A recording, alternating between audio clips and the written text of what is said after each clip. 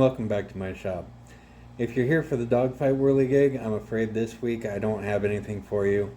It is finished. It's currently parked out in our yard waiting on some wind, and unfortunately we haven't had any good wind lately. So until we get some wind, I'm not going to be able to give you any video of it doing anything other than just sitting there looking pretty in our front yard. In the meantime, however, I do have a couple of other projects that I'm currently working on. One of them is a more traditional whirligig. In fact, it is a fisherman pulling a fish out of the water. Its parts are currently drying, hanging up here in my garage, so I might not be able to show much of them to you, but we can do what we can. So let's get into it. Alright, so I know it doesn't look like much, because this is all the parts of my whirligig that haven't been painted, and their paint is drying, or is dry actually at this point. It's been a couple hours. Yeah, it's dry. So we can actually continue with the assembly of this, and at least you get something out of me today. So let's do that. We need to attach our Fisherman to his drive shaft via his little arm linkage, which, there we go, which you can see here. So here's how we're going to do this. I don't like to put the linkage on the shaft first because it's difficult to get it on his arm. You can see I've drilled this hole into his arm. And that is where our linkage is going to go through. There we go, just like so. The linkage goes through this rectangular hole in the base, at which point we run our shaft through that linkage. Oh, except I've done it backwards. There we go, let's go this way. Okay, so now that is correct. We're going to take our lower base here. I'm going to go ahead and set it in here to make it a little easier for me to line everything up. Now, when I cut this base, I made sure to create this channel here with my table saw. You can do it with a handsaw as well, or a chisel, or whatever you have at hand. So, here we go. We're going to go ahead and there we go. Put that in its place. And there we go. Okay. So now, line this lower base up with the upper base, making sure that our shaft is in its channel, and it is. And we're going to attach the upper to the lower. There we go. Just flip it over very carefully. Now, you don't have to use screws if you were to make one of these. The reason I did is because eventually, this wood, even though it's protected by paint, it will eventually start to rot. And it will break, and I don't want to throw it away for a couple of reasons. One, it's my very first whirligig, and I'm fairly proud of it, and I would very much like to keep it for years and years and years. And two, it's repairable. The reason that I decided to do screws is because I'm going to want to repair this thing when it breaks, not throw it away.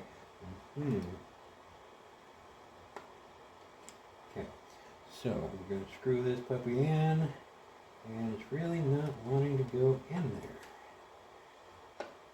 Nope, it went in there. Okay, we're good. Okay, so we got them in, and now you get to see the first part of our movement. Oh, uh-oh. I slipped off the shaft. Darn it. Maybe. There we go. Okay, we're back on. So, now when the wind blows, we're going to see our fisherman pulling back on his fishing rod. So far so good, okay? Next step, the fish, which I accidentally kicked to the floor a little bit ago. There we go, fish is okay. So the fish is going to be mounted in our little pond here, which is, we've got a little bit of land and a little bit of water. It's going to sit like so, and the fish is going to be down in here.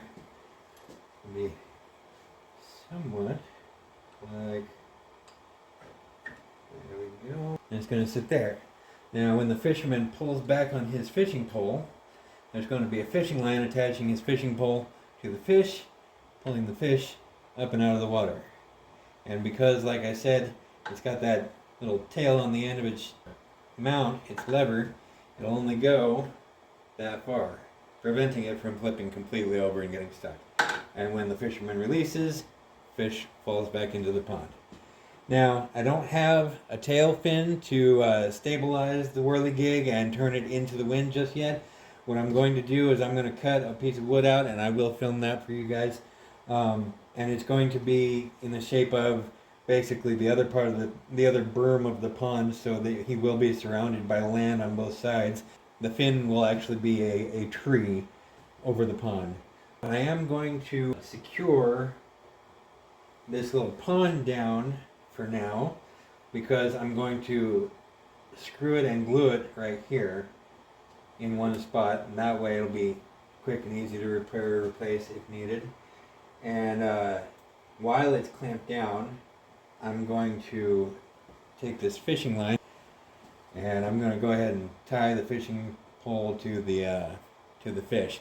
But that's going to take me several minutes. I don't want to waste your time doing that, so I'll bring you back as soon as I've finished doing that. I have tied fishing line, which we can barely see, to the fish and the fishing pole. And now, properly functioning, is this.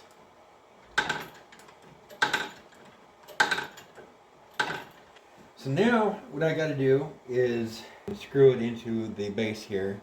And I think I might also use a drop or two of glue, because that'll give us a nice good bond.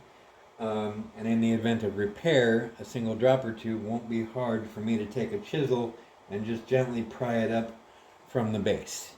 We'll do that first.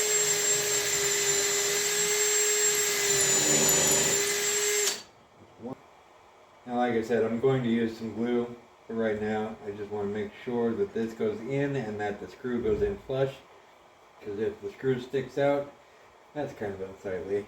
Also, in tying the fishing line to the fishing pole and the fish, I used a drop of super glue on the loop here and on the eye screw so that it won't come undone. Eventually, the string will probably break and I will replace it, and that won't be a big deal to clean that super glue off. But this will keep it from slipping off through this tiny little gap here and here, making our lives a little bit easier. There we go. Okay. Let me grab the glue and I'll be right back. Alright, we have glue. So I'm going to release this clamp. There we go. And take this glue here. I'm just going to put a drop or two. Now for projects like this, I like to use Titebond 3 because Titebond 3 is actually waterproof, water non-dissoluble. There we go. It won't dissolve in water. And since this thing's going to be out in the weather, we want to make sure that we use some kind of adhesive that will not dissolve in water. 3 drops ought to be good. I'll spread it a little bit. There we go. It helps to find our hole if we have our screws slightly protruding on the bottom side. There we go.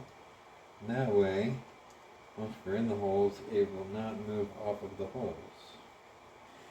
So you can see right here and right here, just the tips of the screws are showing through. And that will help us to find these holes underneath. I'm also going to get down here so I can see, there we go, right where they are. I'll tighten this down, and that will help to clamp it as well as secure it to the base.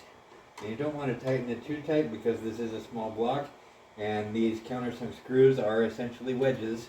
And if you wedge a hole on a small block, you run the risk of splitting the grains and thus breaking the block.